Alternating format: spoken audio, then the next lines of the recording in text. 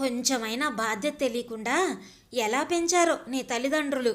జీవితాంతం భరించమని నాకు వదిలేశారు. సంసారం అంటే బొమ్మలాట్లా కనబడుతుందా నీకు? డబ్బులంటే చిల్లర పెంకులు అనుకుంటున్నావా? అసహనంగా అరుస్తున్న భర్తను చేష్టలుడిగిన దానిలా చూస్తూ నిలబడింది మాధవి. మిన్ను విరిగి మీద పడ్డట్టు ఎందుకింత హైరానా పడుతున్నాడు? తనేం కాని పని చేసిందని ఈ హంగామా మనసులో అనుకుంది. పైకి అనేటంత ధైర్యం లేదామెకి. భార్య అంటే సంసారాన్ని ఎంతో పొదుపుగా తీర్చిదిద్దుకోవాలి, అంతేగాని అనవసరపు ఖర్చులు చేయకూడదు. అయినా డబ్బు విలువ తెలిసేలా పెంచారా మీ అమ్మా నాన్నలు? ఇంకా ఏదేదో అంటున్నాడు రవి. ఇప్పుడు మా అమ్మా నాన్నల్ని ఎందుకు ఆడిపోసుకుంటారు? నేనేమంత తప్పు చేశాను? మెల్లగా ధైర్యాన్ని కూడగట్టుకొని అడిగింది మాధవి. ఓహో, అమ్మా నాన్నల్ని ఏమన్నా అంటే చాలు పొడుచుకొచ్చేస్తుంది పౌరుషం. నేను అనే దాంట్లో తప్పేముంది? నువ్వు చేసింది అక్షరాలా తప్పే. రంకెలు వేస్తున్న దున్నపోతుని గుర్తు చేస్తుంది అతని ప్రవర్తన. పోనీ పుస్తకాలు తిరిగిచ్చేయమంటారా? భయపడుతూనే అడిగింది. మళ్ళీ ఇంతెత్తు నెగిరాడు రవి. కళ్ళల్లోకి కోపం బుసలు కొడుతూ వచ్చేసింది. అంటే నేను చేతగాని వాణ్ణని, మూర్ఖున్నని, డబ్బులు ఖర్చు పెట్టలేని పిసినారినని ఊరంతా తెలియాలా? అసహనంగా ఊగిపోతూ అడిగాడు. మరేం చేయమంటారు? నేను చేసిన పని మీకు నచ్చలేదుగా? అతని వాక్ప్రవాహానికి అడ్డుపడుతూ అడిగింది. ఏం చేయమంటారని మళ్ళీ అమాయకంగా అడుగుతున్నావా? ఒకటా రెండా? 500 రూపాయలు ఎంత హ్యాపీగా ఖర్చు పెట్టేశావు. పోనీ పనికొచ్చేదేమైనా కొన్నావా? పుస్తకాలంట పుస్తకాలు. విసురుగా చేతులు తిప్పుతూ అంటున్నాడు. అదేంటండి, పుస్తకాలని అలా తీసి పారేస్తారు? ఎంతో విలువైన పుస్తకాలవి, ఎప్పటికైనా ఉపయోగపడతాయి. మనసు చివుక్కుమనగా బాధగా అంది. దేనికి ఉపయోగపడతాయి? మళ్ళీ వాటి గురించి లెక్చర్లు ఇస్తున్నావా? దుబారా చేసిన డబ్బు విలువ నీకు తెలుసా అసలు? అయినా సంపాదించే వాళ్ళకి తెలుస్తుంది డబ్బు విలువ, నీకేం తెలుస్తుంది?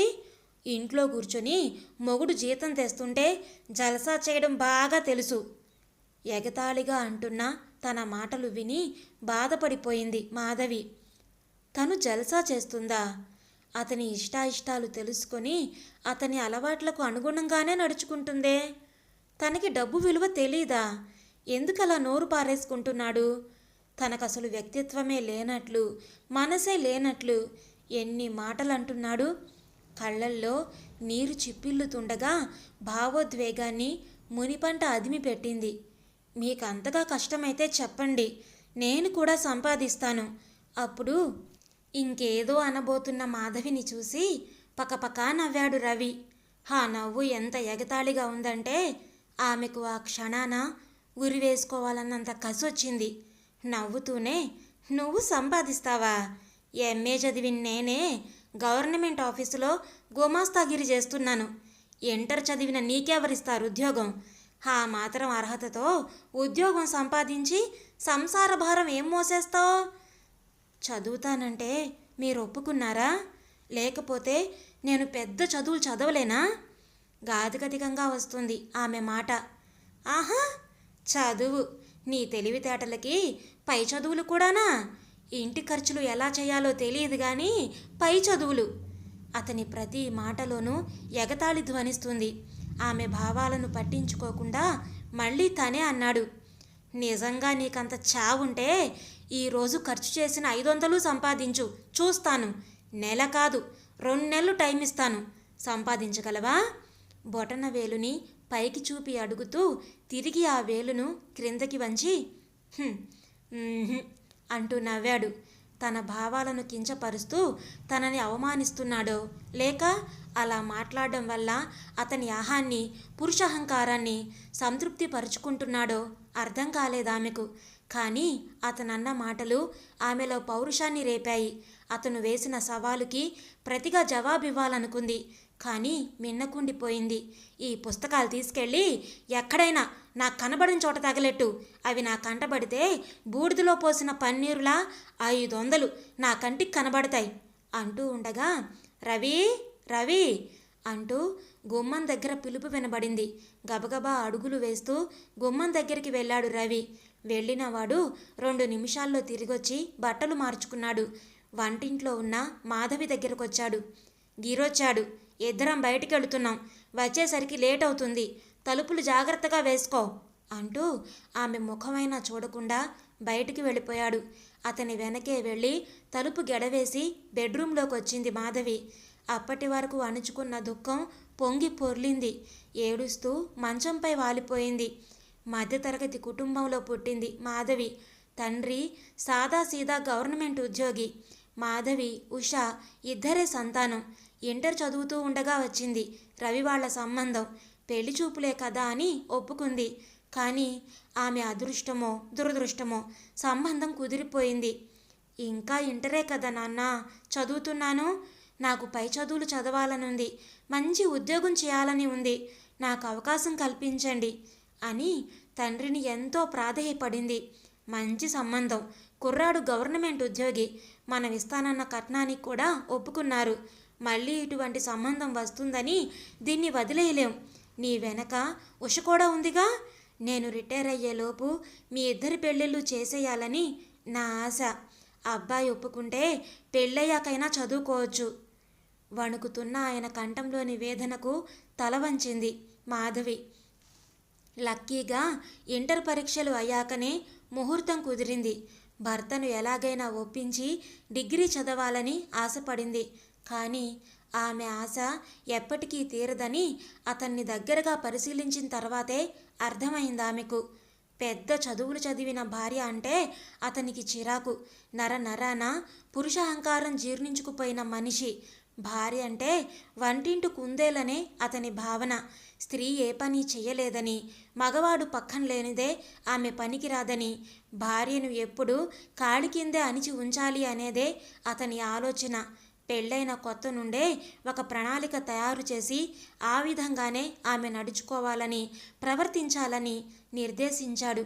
ఇంటి ఖర్చు ప్రతిదీ లెక్క రాయాలని ఒక పుస్తకం పెట్టాడు. అది బడ్జెట్ కోసమో పొదుపు కోసమో కాదని, తనది చేతకానితనమని ఎత్తి చూపించాలనేదే అతని అభిప్రాయమని ఆమెకు బాగా తెలుసు. వంట ఏం చేయాలో రోజు అతనే చెప్తాడు. ప్రతి విషయంలోనూ ఆమెను తక్కువ చేసి మాట్లాడడం ద్వారా ఆమెలో పొగరు పెరగకుండా మేనేజ్ చేస్తున్నానని సంతోషపడిపోతూ ఉంటాడు. ఆఖరికి బొట్టు బిళ్ళలు కొనుక్కోవాలన్నా అతన్ని అడిగే ఆ 2 రూపాయలు ఖర్చు పెట్టాలి. తన మనసులో ఉన్న కోరికను ఒకరోజు అతను మంచి మూడ్లో ఉండగా చూసి అడిగింది మాధవి. నేను డిగ్రీ చదవాలని ఆశపడుతున్నానండి. మీకు నేను కాలేజీకి వెళ్ళి చదవడం ఇష్టం లేకపోతే కరస్పాండెన్స్ కోర్స్ అయినా చేస్తాను. ఏమంటారు? ఎంతో ఉత్సాహంగా అడిగింది. నాకిష్టం లేదు అంటూ మంచంపై అటు తిరిగిపోయాడు రవి. అది కాదండి, డిగ్రీ అయినా చదివితే నేను కూడా ఏదో ఒక ఉద్యోగం చేసుకోవచ్చు. మనకి పిల్లలు పుట్టినా ఆదాయం సరిపోతుంది. ఏదో వేడి నీళ్లకు చన్నీళ్లలా. ఇలా సాగిపోతున్న ఆమె ఒక్కసారిగా అతను లేచి కూర్చుని అరవడంతో భయభ్రాంతురాలై ఆగిపోయింది. ఊరుకుంటున్నాను కదా అని తెగబాగుతున్నావేంటి? నాకు ఇష్టం లేదని చెప్పాను కదా. అయినా డిగ్రీ చదివించాలని అనుకునేవాడినే అయితే బాగా చదువుకున్న అమ్మాయినే చేసుకుందును కదా. మళ్ళీ నాకు ఈ ఖర్చు ఒకటి. ఆడవాళ్ళు ఎక్కువ చదివితే నేను ఇష్టపడను. భార్యగా ఇంటి ఖర్చులు, చాకలి పద్దులు రాసుకోవడం తెలిసిన అమ్మాయి కావాలనుకున్నాను. కొద్దో గొప్పో నాగరికత తెలిసిందైతే చాలనుకొని నిన్ను సెలెక్ట్ చేసుకున్నాను. అర్థమైందా? ఇంకెప్పుడు ఈ విషయం నా దగ్గర ప్రస్తావించకు కఠినంగా అని మళ్ళీ అటు తిరిగి పడుకున్నాడు రవి. ఆ రాత్రి ఆమె ఎంతగా ఏడ్చిందో తలదిండుకు మాత్రమే తెలుసు. ఎందుకంటే ఏమీ జరగనట్టే ఆమెను బాధ పెట్టాను అన్న ఆలోచన కూడా లేకుండా హాయిగా గుర్రు పెట్టి నిద్రపోయాడు రవి. అటు తర్వాత మాధవి ఎప్పుడూ చదువు విషయం ఎత్తలేదు రవి దగ్గర. ఈరోజు పక్కింటి లలిత మార్కెట్కి వెళుతూ మాధవిని తోడు తీసుకెళ్ళడానికి వచ్చింది. మాధవి రాలేనని చెప్పినా కూడా బ్రతిమాలి తీసుకెళ్ళింది. సూపర్ మార్కెట్లో కావలసిన సరుకులు కొన్నారు ఇద్దరు. ఇంటికి తిరిగి వచ్చేద్దామనుకొని నడుస్తున్నారు బస్ స్టాప్కి. అంతలోనే ఒక్కసారిగా ఆగిపోయింది లలిత. ఎందుకు ఆగావని అడిగిన మాధవితో, మధు చూడు, అక్కడ బుక్ ఎగ్జిబిషన్ పెట్టారు. నాకు పుస్తకాలంటే ఎంత ప్రాణమో, నీకు కూడా ఇష్టమే కదా, ఒకసారి చూసొద్దాం అంది రోడ్డుకి అవతల వైపు ఉన్న మీటింగ్ హాల్ని చూపిస్తూ. మీటింగ్ హాల్ బయట రంగురంగులతో పెద్ద బ్యానర్ కట్టుంది, బుక్ ఎగ్జిబిషన్ అని. అవి చూస్తేనే మాధవికి కూడా మనసు లాగింది. ఆమెకు పుస్తకాలంటే ఎంతో ఇష్టం. పెళ్లి కాకముందు ప్రఖ్యాత రచయితలు రాసిన కథలు, నవలలు, కవిత్వాలు ఎన్నో చదివేది. తను కూడా వాటి నుండి స్ఫూర్తి పొంది చిన్న చిన్న కథలు, కవిత్వాలు రాసేది. కానీ వాటిని ఎప్పుడూ ప్రచురణకు పంపలేదు. టైం చూసుకుంది మాధవి. మధ్యాహ్నం 12 అవుతుంది. రవి సాయంత్రం 5 గంటలకు కానీ రాడు, కాబట్టి పర్వాలేదు అనుకుంటూ లలిత వెంట ఉత్సాహంగా బుక్ ఎగ్జిబిషన్లోకి నడిచింది. అక్కడ ఎన్నో మంచి పుస్తకాలున్నాయి. ప్రఖ్యాత రచయితల గ్రంథాలు లెక్కలేనన్ని ఉన్నాయి. వాటిలో కొన్నైనా కొంటే బావుండని అనిపించింది ఆమెకు. కానీ భర్త ఏమంటాడో అని ఆలోచనలో పడింది. ఈలోగా లలిత 1000 రూపాయల పుస్తకాలు కొనేసింది. ఏమిటి మధు, నువ్వు కూడా తీసుకో, చాలా మంచి గ్రంథాలున్నాయి, మళ్ళీ ఇటువంటివి దొరక్కపోవచ్చు అంటున్న లలిత మాటలకు ఆలోచనల నుండి బయటపడింది. ఏదైతే అదయ్యిందిలే, ఆయన్ని నెమ్మదిగా ఒప్పించవచ్చు అనుకొని తనకు బాగా నచ్చిన పుస్తకాలు కొంది. బిల్లు చూస్తే గుండె గుబేలు మంది మాధవికి. 500. ఇంట్లో భర్త వేసే 500 రకాల చిందులు గుర్తొచ్చాయి. ఎలాగో ధైర్యం చేసి కొనేసింది మాధవి. తిరిగి ఇంటికొచ్చేటప్పటికి మధ్యాహ్నం 3 గంటలైంది. గబగబా భోజనం చేసింది. ఆమెకు ఎంతో ఉత్సాహంగా ఉంది. భర్త వచ్చేలోపు ఒకసారి ఆ పుస్తకాల్ని తనివి తీరా చూసుకొని తర్వాత అతనికి కనబడకుండా దాయాలని అనుకుంది. అతని మూడు బాగున్నప్పుడు ఈ విషయం చెప్పొచ్చని అనుకుంది. బయట తిరిగి వచ్చిందేమో చిరాగ్గా అనిపించి మొహం కడుక్కోవడానికి బాత్రూంకి వెళ్ళింది. డూప్లికేట్ కీతో తలుపు తీసుకొని ఎప్పుడొచ్చాడో కుర్చీలో కూర్చుని టేబుల్పై ఉన్న పుస్తకాలు చూస్తున్నాడు రవి. ఆమె తిరిగి వచ్చేటప్పటికి అతని మొహంలో కనిపిస్తున్న కోపాన్ని చూసి గుండాగిపోయినంత పనైంది మాధవికి. అదుగో అప్పుడు రవి మొదలుపెట్టిన గొడవ ఇప్పుడు మాధవి ఏడ్చే వరకు కొనసాగింది. భర్త వచ్చేటప్పటికి వంట చేసి లేకపోతే పెద్ద రాద్ధాంతం చేస్తాడని గుర్తుకొచ్చి ముఖం కడుక్కొని వచ్చి వంట మొదలుపెట్టింది మాధవి. వంట చేస్తుందే కానీ ఆమె మనసు, మెదడు వేరే దిశలో ఆలోచిస్తున్నాయి. నాకు సంపాదన చేత కాదంటాడా, మళ్ళీ అమ్మా నాన్నల్ని ఆడిపోసుకుంటాడు. ఎందుకని తనింత అవమానం భరించాలి? ఏదో ఒకటి చెయ్యాలి. తను సంపాదించగలనని నిరూపించాలి. ఏం చేయాలి? ఏదో ఒకటి చేయాలి. ఉద్యోగం చేయడానికి అతను ఒప్పుకోడు. అయినా సరే తనని తాను నిరూపించుకోవడానికైనా ఎక్కడో ఒక చోట ఉద్యోగం సంపాదించాలి అని నిర్ణయించుకుంది. ఆ రాత్రి ఇంటికి వచ్చిన రవి ఏడ్చి ఏడ్చి ఉబ్బిపోయిన ఆమె ముఖాన్ని, కళ్ళని చూసి కూడా పట్టించుకోలేదు. ఆడవాళ్లపై జాలి పడితే నెత్తికెక్కుతారని అతని భావన. ఆమె ఇటువంటి విషయాలకు ఏనాడో అలవాటు పడిపోయింది. మర్నాడు రవి ఆఫీస్కి వెళ్ళగానే పక్కింటి నుండి న్యూస్ పేపర్ తెచ్చుకుంది. క్లాసిఫైడ్ ఉద్యోగ ప్రకటనలు చూసింది. అన్నింటికీ ఇంజనీరింగ్ గ్రాడ్యుయేట్లు, పోస్ట్ గ్రాడ్యుయేషన్ చేసిన వాళ్లే కావాలి. కొన్నింటికి కనీస విద్యార్హత డిగ్రీ. ఇవేవి తన దగ్గర లేవు. న్యూస్ పేపర్ తిరిగి పక్కింట్లో ఇచ్చేసి వస్తూ ఉండగా వీధి చివరన ఉండే కాన్వెంట్లో చదువుతున్న పక్కింటి వాళ్ల పిల్లలు భోజనానికి రావడం చూసింది. మెరుపు లాంటి ఆలోచన వచ్చింది ఆమెకు. ఆ స్కూల్లో ఎల్కేజీ, యూకేజీ చెప్పే టీచర్లు 10వ తరగతి, ఇంటర్ చదివిన వాళ్లేనని గుర్తుకొచ్చింది. నేను కూడా ట్రై చేస్తేనో అనుకున్నదే తడవుగా తయారయ్యి ఆ స్కూల్కి వెళ్ళి ప్రిన్సిపల్ని కలిసింది మాధవి. విషయం విన్న ప్రిన్సిపల్ ఆమె వంక ఆశ్చర్యంగా చూసింది.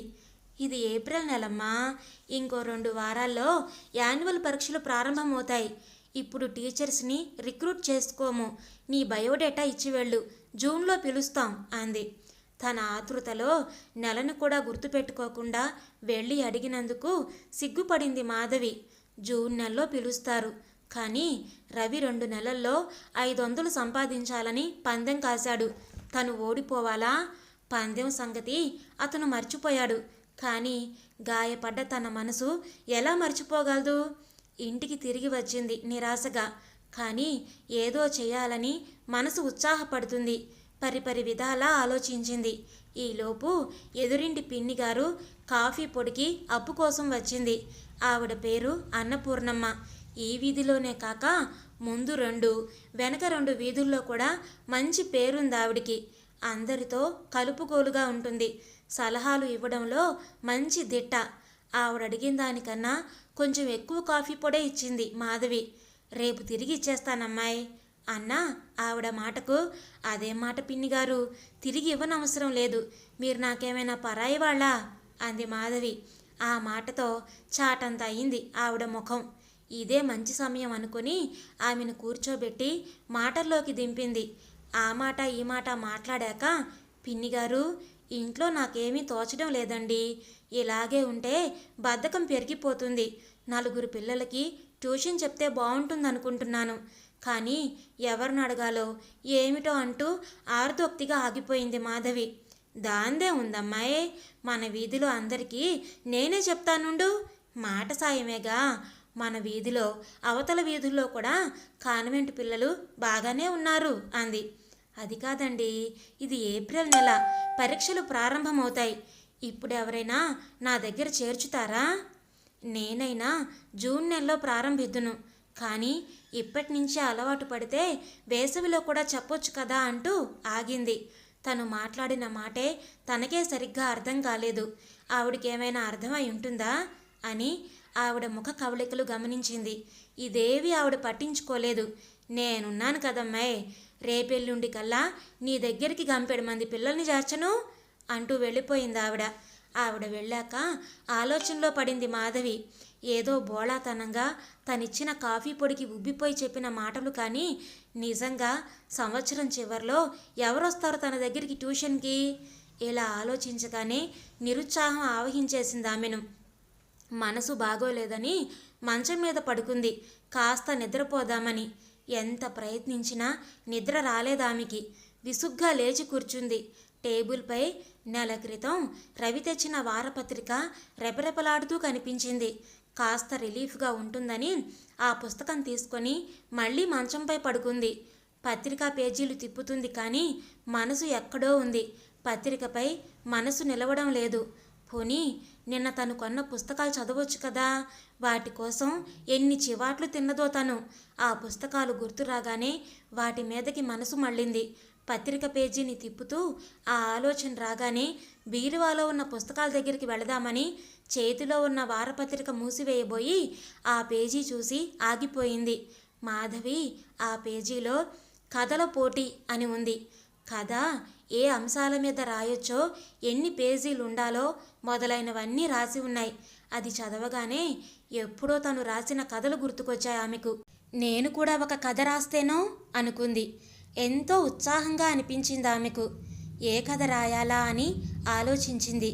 ఎన్నో ఆలోచనలు వచ్చాయి, కానీ సంతృప్తికరంగా అనిపించలేదు. చివరికి ఆమెకి వచ్చిన ఆలోచన ఎంతో బాగుందనిపించింది.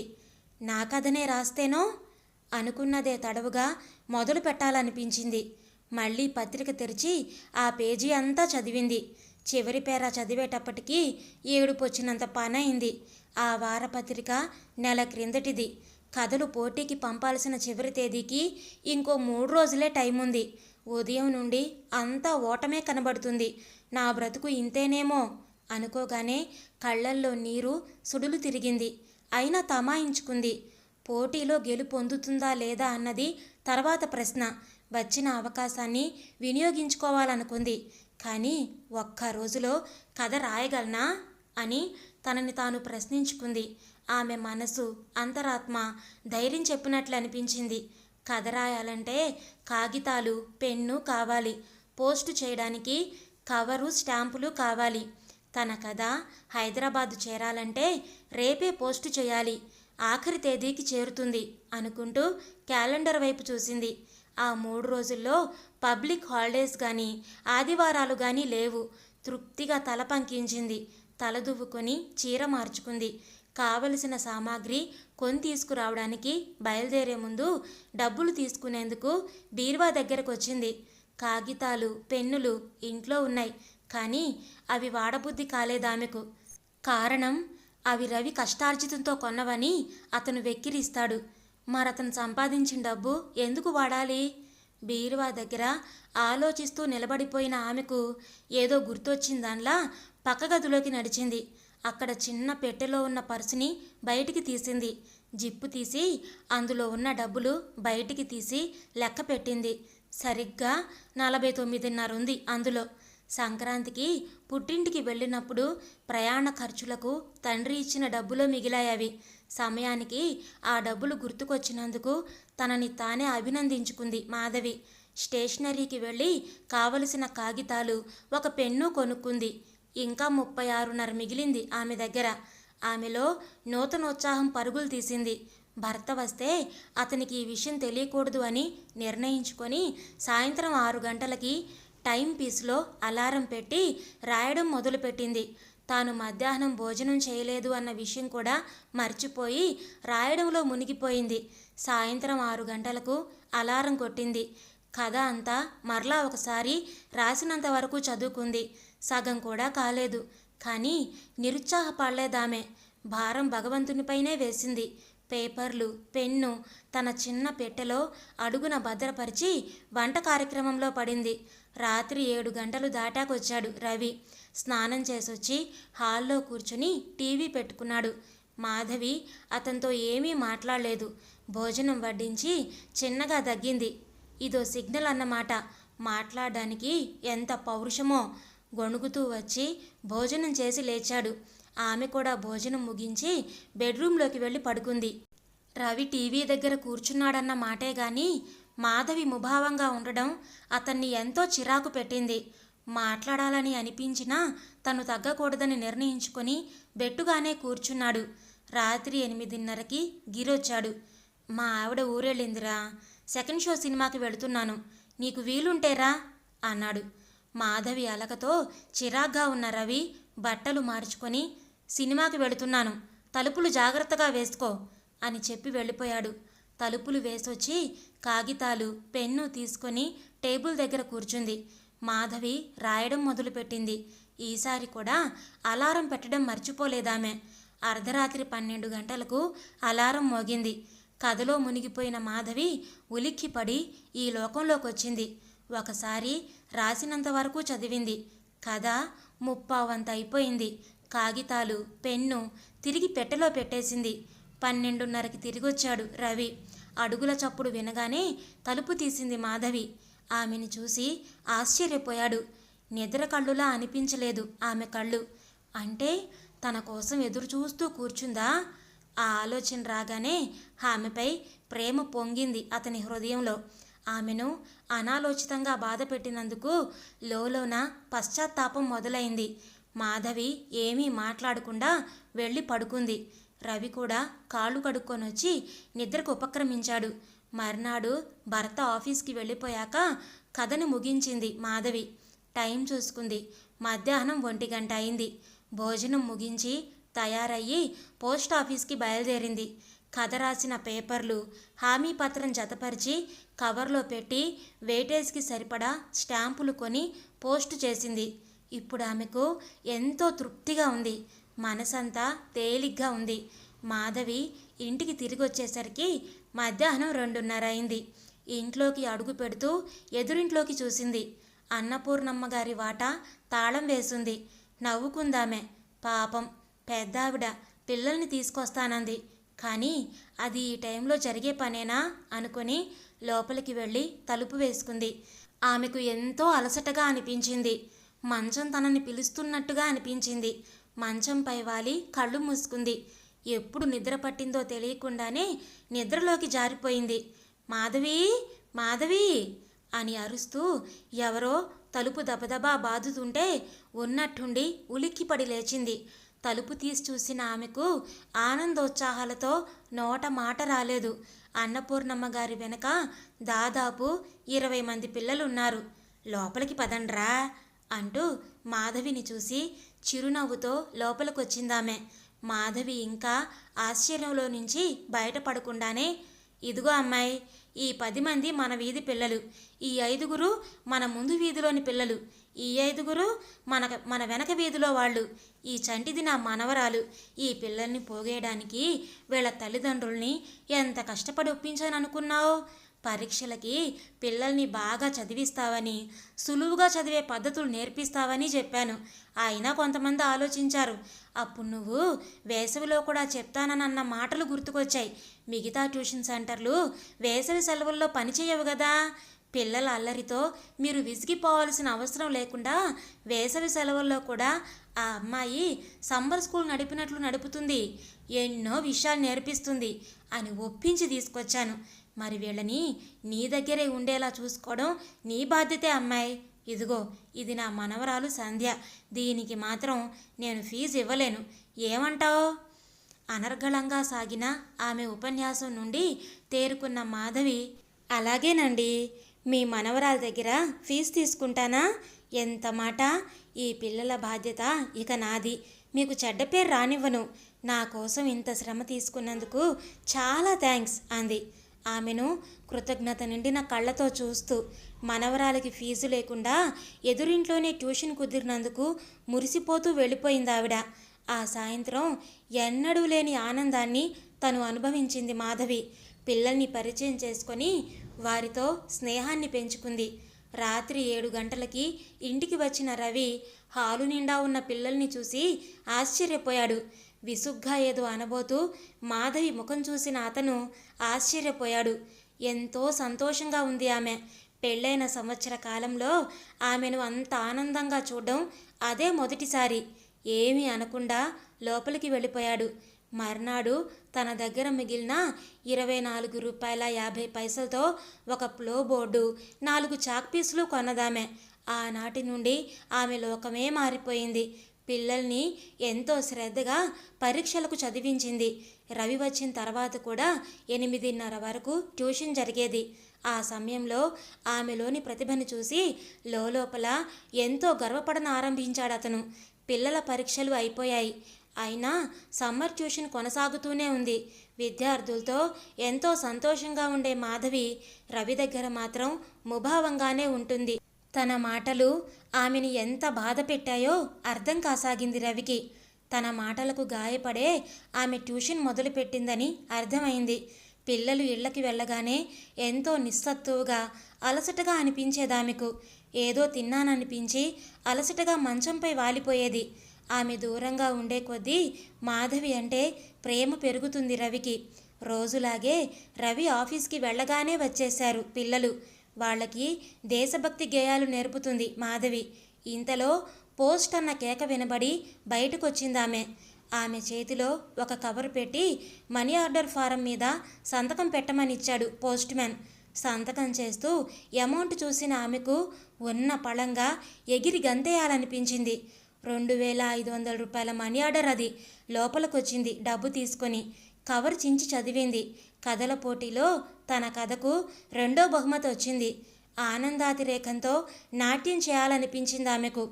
డబ్బు కవరు తన పెట్టెలో దాచింది. రవికి ఏమీ చెప్పలేదు. వారం తర్వాత తన కథ పడిన సంచిక కొని తెచ్చుకుంది మాధవి. కథ చదువుతుంటే ఆనందంతో ఆనంద బాష్పాలు రాలడాన్ని నివారించలేకపోయిందామె. తన పేరుని మరీ మరీ చూసుకొని మురిసిపోయింది. ఆ రోజుతోనే రవి మాధవిల గొడవ జరిగి 2 నెలలు అయింది. రాత్రికి లేట్ అవుతుందని, ఇన్స్పెక్షన్ వర్క్ ఉందని ఉదయాన్నే చెప్పి వెళ్ళాడు రవి.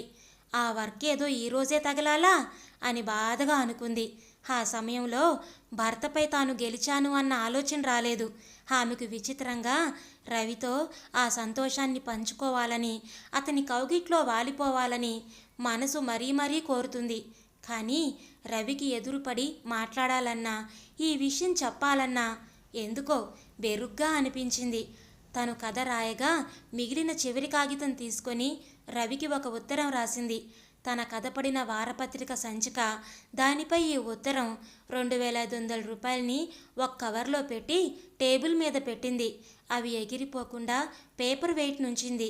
రవి కోసం రాత్రి 11:30 గంటల వరకు మేలుకొనే ఉంది. బాగా అలసిపోవడం వలన ఆమెకు తెలియకుండానే గాఢ నిద్రలోకి జారిపోయింది. అర్ధరాత్రి 1:30కు వచ్చాడు రవి. డూప్లికేట్ కీతో తలుపు తీసుకొని వచ్చాడు. బెడ్రూమ్లో ఆదమర్చి నిద్రపోతున్న భార్యను తదేకంగా చూస్తూ ఉండిపోయాడు. ఇంతలో అతని చూపు టేబుల్పై రెపరెపలాడుతున్న కాగితంపై పడింది. డబ్బులున్న కవర్ పక్కన పెట్టి ఉత్తరం చదవడం ప్రారంభించాడు. ప్రియమైన మీకు, మీరన్న మాటలకు నా మనసు ఎంతో గాయపడింది. అందుకే అలా ప్రవర్తించాను. ట్యూషన్ పెట్టింది కూడా అందుకే. ఆ విషయం మీకు తెలుసని నాకు తెలుసు. కానీ మీరు వద్దని గొడవ పెట్టుంటే అది వదిలేసేదాన్నేమో. కానీ ఆ విషయంలో నాకు సహకరించినందుకు మీకు నా కృతజ్ఞతలు. ఈరోజు నేనెంతో సంతోషంగా ఉన్నాను. మీరు నాతో గొడవ పడినందుకు, నేనేమీ సంపాదించలేనని అన్నందుకు ఉక్రోషంతో నన్ను నేను నిరూపించుకోవాలని కథల పోటీకి ఒక కథ రాసి పంపాను. ఆ పోటీలో నాకు 2వ బహుమతి వచ్చింది. దాని విలువ 2500 రూపాయలు. పైన కవర్లో పెట్టాను. ఈ గెలుపు నిజంగా నాది కాదు, మీది. ఇంతకన్నా ఏం చేయాలో నాకు పాలుపోవడం లేదు. నేను గెలిచాను అని చెప్పడానికి ఈ ఉత్తరం రాస్తున్నాను అని అనుకోవద్దు. నా సంతోషం మీతో పంచుకోవాలని నా ఆశ. కానీ మీకు ఎదురుపడి నా మనసులోని భావాలు చెప్పేటంత స్వాతంత్రం మీ దగ్గర నాకు లేదు. అందుకే ఈ ఉత్తరం. మీ మాధవి. ఎన్నో చెప్పలేని భావాలని చిన్న ఉత్తరంలో చదవగలిగాడు. రవి వారపత్రిక తీసుకొని సోఫాలో కూర్చొని చదవడం మొదలుపెట్టాడు. కథ అంతా మాధవిదేనని అర్థమైంది. కానీ ఆమె భర్త పాత్రను కించపరచలేదు. అతనిలో తను కావాలనుకున్న అనుబంధాన్ని, స్నేహాన్ని, స్వేచ్ఛను ఆ కథలోని భర్త పాత్రకు వర్తింపజేసి ఆ పాత్రను ఎంతో ఔన్నత్యంగా తీర్చిదిద్దిందామె. కథ పూర్తి చేసి ఏదో తెలియని భావాల ప్రకంపనలో కొట్టుకుపోయాడు రవి. వారపత్రికను, ఉత్తరాన్ని, కవర్ని మాధవి ఎలా పెట్టిందో అలాగే యథాస్థానంలో ఉంచి పేపర్ వెయిట్ పెట్టేశాడు.